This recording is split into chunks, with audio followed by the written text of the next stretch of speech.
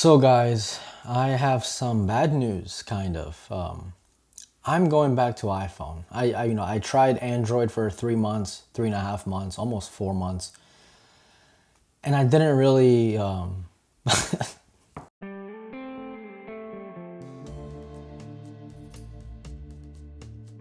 I'm just kidding, everyone. But I really am going back to iPhone, kind of.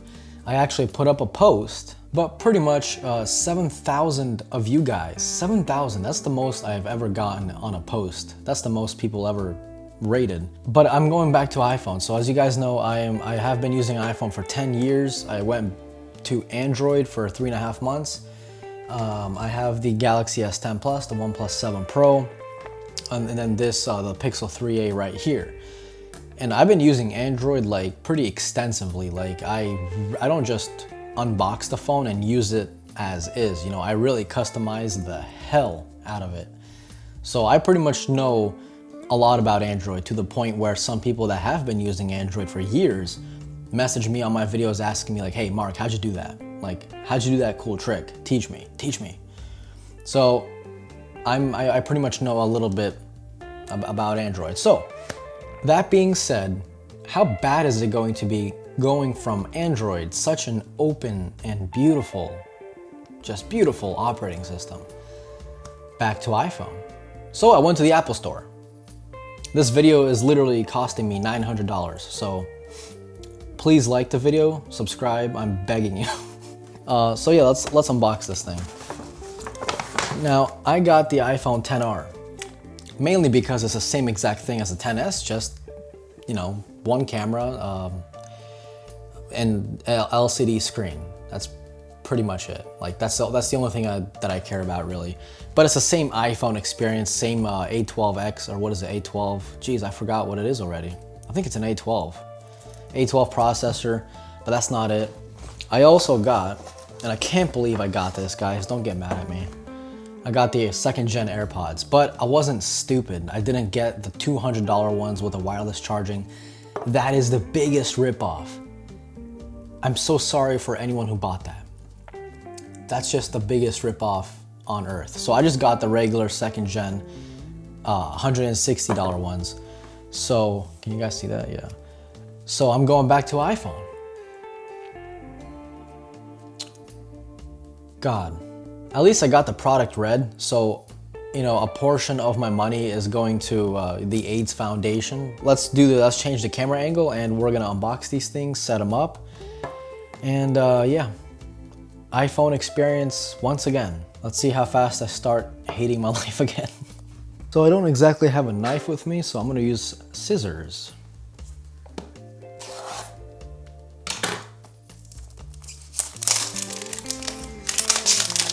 I've never owned a budget, or I should say budget version of an iPhone before, so we're gonna see.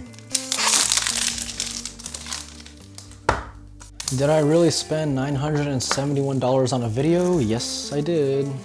Please kill me. So, iPhone XR. Let's check it out. I was actually expecting the phone to be up top. So, I think this is bigger. Yeah, I'm pretty sure this is bigger than the original like XS and 10, but it's not as big as a XS Max, so it's kind of like that, you know, that little middle ground. But I really like the way this thing looks. I mean, as far as the color goes, obviously. So, I mean, it's an iPhone. You guys have seen it millions of times, but this product red looks really sick. I actually like this better than the XS and the XS Max. So let's power this thing up. Yep, you still got that lame 5-watt charger. So it'll take you about a week to charge your phone. So let's power this thing on, and then in the meantime, we're gonna unbox the 2nd gen AirPods, which look identical to the 1st gen. Thanks, Apple. That's it. So wait, is that really it? Oh, and charging cable. But in terms of design, pretty sure these things are exactly the same. Yeah. These are quite literally exactly the same. So the main reason I got the AirPods is, you know, to really try out that new like hands-free Hey Siri kind of option. And just to kind of see if the Apple ecosystem with the AirPods and the phone is still decent. So that's pretty much why I did that. Yeah, talk about borders. This thing is very chunky. The bezels are really noticeable, you know, in terms of if you're comparing it to the XS and the XS Max. The borders, like the bezels are all the way around the phone. They are definitely noticeable. So let me go ahead and get this thing set up real quick. And here we go. It is all set up. And did you see that lag? It literally just lagged on me. I don't know if you guys saw that. Well, it's good to be back home, I guess. In all seriousness, it's a good looking phone. I can't say this is ugly. That bezel is definitely, I can notice it. It's a pretty big notch, and coming from, you know, the S10 Plus or the OnePlus 7 Pro, you can definitely notice it much more going back instead of going into the future. So just to answer some questions, I got the 10R because I've already had the XS Max. I've used an S10, so it'd be kind of pointless of me to get something that's over $1,000 again.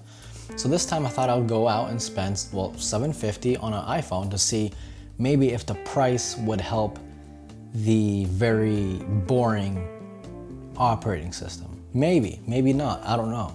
But I mean, from firsthand experience, I already missed that 90 Hertz display from the OnePlus 7 Pro. You can definitely notice it. Like that's definitely, yeah. But at least I got iMessage now. I do like it that Apple has added touch to wake on an LCD, on an LCD panel. That's pretty cool. I do admit that. I heard the battery life on this is much better than the XS. So, but not as good as the XS Max, I think. So, but I don't know, I'll definitely see. Last but not least, of course, I will be downloading iOS 13 because I already know what iOS 12 is. It's very boring. Maybe iOS 13 will help, I don't know.